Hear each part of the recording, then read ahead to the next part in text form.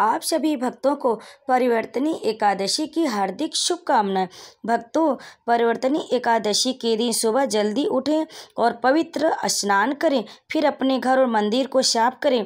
एक वेदी लें, उस पर भगवान विष्णु की प्रतिमा देवी लक्ष्मी के साथ स्थापित करें। फिर एक दीपक जलाएं और भगवान विष्णु की मूर्ति को फूलों से सजाएं। फिर भगवान विष्णु को चंदन का तिलक लगाएं। उन्हें तुलसी पत्र चढ़ाएं, जो कि एकादशी व्रत के लिए बहुत जरूरी है। फिर भगवान का आवाहन करने के लिए विष्णु के मंत्रों का जाप करें। ओम नमो भगवते वासुदेवाय। फिर भगवान विष्णु को पीले फूल, पुष्प, गंध, अक्षत, फल सब कुछ अर्पित करें। पंजीरी और पंचामृत का भोग लगाएं। भगवान विष्णु की आरती से पूजा समाप्त करें। एकादशी व्रत का पारण अगली सुबह द्वादशी तिथि को करें। सात्विक भोजन से ही व्रत खोलें। भक्तों, परिवर्तनी एकादशी व्रत की पारण का शुभ मुहूर्त होगा। एकादशी व्रत का पारण अगले दिन यानी द्वादशी तिथि पर किया जाएगा। इस बार परिवर्तनी एकादशी व्रत का पारण 4 सितंबर को किया जाएगा। इस दिन व्रत का पारण करने का समय दोपहर 1:36 से लेकर 4:07 तक। इस दौरान किसी भी समय व्रत का पारण किया जा सकता है। व्रत का पारण करने के लिए द्वादशी के दिन सुबह स्नान करने के बाद पीले रंग के कपड़े धारण करें। इसके बाद मंदिर की साफ सफाई करें। सूर्य देव को अर्घ्य दें। देसी घी का दीपक जलाकर भगवान विष्णु और माँ लक्ष्मी की आरती करें। मंत्रों का जाप करें। विष्णु चालीसा का पाठ करें। प्रभु को सात्विक भोजन का भोग लगाएं। भोग में तुलसी के पत्ते जरूर शामिल करें। ऐसा माना जाता है कि भोग थाली में तुलसी के पत्ते शामिल न करने से प्रभु भोग को स्वीकार नहीं करते। इसके बाद लोगों में प्रसाद का वितरण करें और सेवा में भी आप ग्रहण करें। परिवर्तनी एकादशी व्रत कथा, जिसके सुनने मात्र से ही जाने अनजाने में किए गए सारे पाप से मुक्ति मिल जाती है। परिवर्तनी एकादशी पर भगवान विष्णु जी की विधिवत पूजा करने के साथ साथ मंत्रों का जाप करना चाहिए।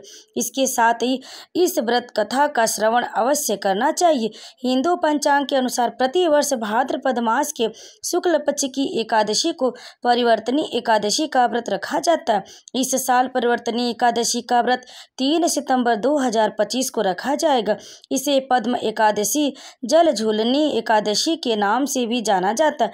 बता दें कि देवशयनी एकादशी से अगले 4 माह के लिए विष्णु जी योग निद्रा में चले जाते हैं, जो देव उठनी एकादशी तक चलती। इसी बीच परिवर्तनी एकादशी के दिन भगवान विष्णु अपना करवट बदलते हैं। इस दिन भगवान विष्णु की विधिवत पूजा करने से हर दुख दर्द से निजात मिल जाती है। इस दिन भगवान विष्णु की विधिवत पूजा करने के साथ चालीसा आरती के साथ साथ अंत में इस व्रत कथा का श्रवण अवश्य करना चाहिए। तो आइए सुनते हैं परिवर्तनी एकादशी की संपूर्ण कथा। उससे पहले जान लेते हैं परिवर्तनी एकादशी के शुभ मुहूर्त के बारे में। दृग पंचांग के अनुसार भाद्रपद शुक्ल एकादशी तिथि का आरंभ 3 सितंबर को तड़के 3:53 पर आरंभ होगा, जो 4 सितंबर गुरुवार को तड़के 4:21 पर समाप्त होगा। ऐसे में उदया तिथि के आधार पर परिवर्तनी एकादशी का व्रत 3 सितंबर को रखा जाएगा। परिवर्तनी एकादशी का लाभ उन्नति मुहूर्त 6 AM सुबह में 7:35 सुबह और अमृत सर्वोच्च मुहूर्त होगा 7:35 से लेकर सुबह में 9:10 तक। इसके साथ ही आयुष्मान योग, सौभाग्य योग और रवि योग का भी निर्माण हो रहा है। तो भक्तों, आइए सुनते हैं परिवर्तनी एकादशी की व्रत कथा। त्रेता युग में बलि नामक एक पराक्रमी दैत्य था, जो दैत्यों का राजा था। वह भगवान विष्णु का परम भक्त था और उन्हें अपना आराध्य मानकर उनकी पूजा अर्चना करता था। साथ ही ब्राह्मणों का सम्मान करता और उन्हें कभी खाली हाथ नहीं लौटाता था। बलि का इंद्रदेव से गहरा बैर था। अपनी अपार शक्तियों के बल पर उसने इंद्र सहित सभी देवताओं को पराजित कर दिया और तीनों लोकों पर विजय प्राप्त कर ली। दैत्यों का यह बढ़ता साम्राज्य देखकर देवगण चिंतित हो उठे कि यदि ऐसा ही चलता रहा तो संपूर्ण पृथ्वी पर असुरों का राज स्थापित हो जाएगा। तब सभी देवता भगवान विष्णु की शरण में पहुंचे और उनसे रक्षा की प्रार्थना की। भगवान विष्णु ने आश्वासन दिया कि वह दैत्यों का संपूर्ण प्रभुत्व कभी स्वीकार नहीं करेंगे, क्योंकि इससे पृथ्वी का संतुलन बिगड़ जाएगा और हिंसा का बोलबाला हो जाएगा। तब देवताओं को असुर राज बलि से तीनों लोक मुक्त कराने के लिए भगवान विष्णु ने वामन अवतार धारण किया। यह उनका 5वां अवतार था। वामन रूप में भगवान बलि के महल पहुंचे और उनसे 3 पग भूमि दान में मांगी। बलि ने इसे सरल मांग समझकर स्वीकार कर लिया। दैत्य गुरु शुक्राचार्य ने समझ लिया कि यह कोई साधारण ब्राह्मण नहीं बल्कि स्वयं भगवान विष्णु है और वे बलि से संपूर्ण लोगों को दान में ले लेंगे। उन्होंने बलि को सावधान किया, लेकिन बलि ने कहा, मैं वचन दे चुका हूँ और विष्णु को अपना आराध्य मानता हूँ, अतः अपने वचन से पीछे नहीं हट सकता। इसके बाद वामन देव ने अपने विराट रूप में विस्तार किया और 2 ही पगों में संपूर्ण ब्राह्मणों व तीनों लोक नाप लिए। तब भगवान ने बलि से तीसरे पग के लिए स्थान पूछा। इस पर बलि ने विनम्र भाव से अपना सिर आगे कर दिया और कहा, भगवान आपका तीसरा पग मेरे सिर पर रखे। भगवान विष्णु ने तीसरा पग बलि के सिर पर रखकर उन्हें पाताल लोक भेज दिया और तीनों लोक देवताओं को वापस दिला दिए। इस प्रकार देवताओं का भय समाप्त हुआ और संसार का संतुलन पुनः स्थापित हो गया। मान्यता है कि इसी परिवर्तनी एकादशी का व्रत रखकर इस कथा को पढ़ने सुनने से वाजपेयी यज्ञ के समान पुण्य प्राप्त होता और जीवन में हर प्रकार की सफलता प्राप्त होती है। तो प्रेम से बोलिए भगवान विष्णु की जय। अब आइए सुनते हैं परिवर्तनी एकादशी की दूसरी कथा। भाद्रपद माह के शुक्ल पक्ष की एकादशी को पद्मा के नाम से जाना जाता है। इस जलझोली और परिवर्तनी एकादशी भी इस कथा का संबंध राजा मंधाता से है, जिन्होंने प्रजा के लिए पद्म एकादशी का व्रत किया। शास्त्रों में भगवान श्री कृष्ण कहते हैं कि इस उत्तम व्रत का अनुष्ठान जरूर करना चाहिए। पद्म एकादशी के दिन कथा के बाद जल से भरे हुए घड़े को ढककर दही और चावल के साथ ब्राह्मण को दान देना चाहिए। साथ ही छाता और जूता को भी दान देना चाहिए।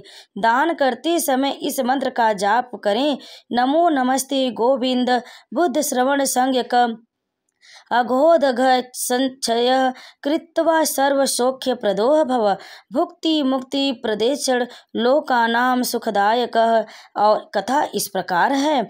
चलिए सुनते हैं दूसरी कथा।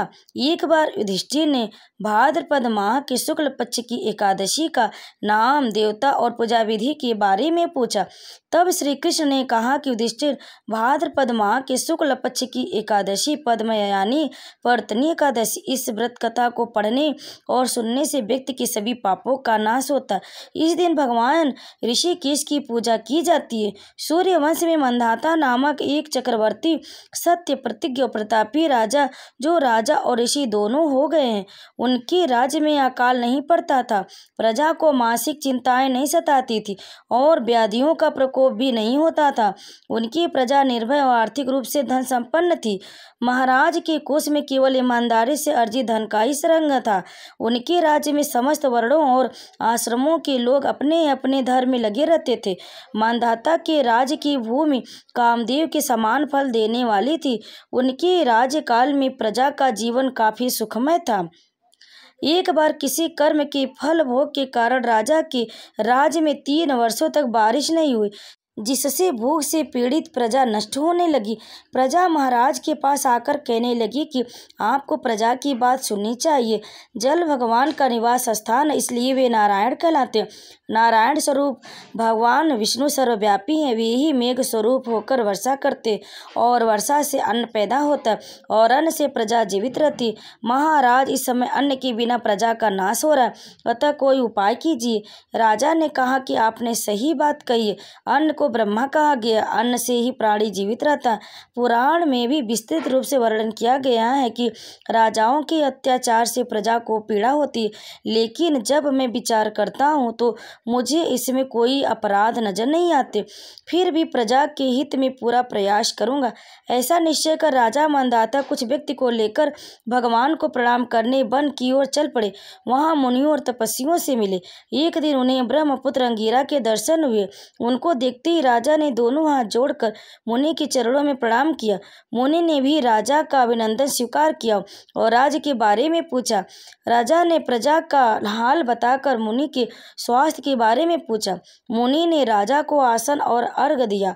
मुनि ने राजा के आने का कारण पूछा तो राजा ने बताया कि मेरे राज्य में सब कुछ अच्छा चल रहा था, लेकिन किसी कारण से वर्षा का अभाव हो गया। इसकी वजह मुझे नहीं पता है। ऋषि अंगिरा बोले, सतयुग सबसे उत्तम युग, इसमें लोग परमात्मा के चिंतन में लगे रहते। इस युग में केवल ब्राह्मण तपस्वी होते, दूसरे लोग नहीं। तुम्हारे राज्य में एक शूद्र तपस्या करता और इसके कारण वर्षा नहीं होती। तुम इसके प्रतिकार में यज्ञ करो जिससे यह दोष शांत हो जाए। राजा ने कहा, मुनिवर, एक तो वह तपस्या में लगा है और इसका कोई अपराध भी नहीं, इसलिए मैं उसकी तपस्या अवरोध नहीं उत्पन्न करूंगा। आप दोष शांत करने वाले किसी धर्म का उपदेश दीजिए। ऋषि बोले, राजन, यदि ऐसी बात है तो एकादशी का व्रत करो। भाद्रपद मास के शुक्ल पक्ष में जो पद्म नाम से एकादशी होती है, उसकी व्रत के प्रभाव से निश्चय ही उत्तम वृष्टि होगी। तुम अपनी प्रजा और जनों के साथ इसका व्रत करो। ऋषि का यह वचन सुनकर राजा अपने घर लौट आए। उन्होंने प्रजा के साथ भादों के पद्म एकादशी का व्रत किया। इस प्रकार व्रत करने पर मेघ पानी बरसाने लगे, हरी भरी खेतों में धरा सुशोभित होने लगी। उस व्रत के प्रभाव से सब लोग सुखी हो गए।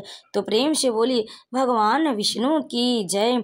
कथा को अंत तक सुनने के लिए आप सभी भक्तों का बहुत बहुत धन्यवाद। आप सभी को परिवर्तनी एकादशी की हार्दिक शुभकामनाएं।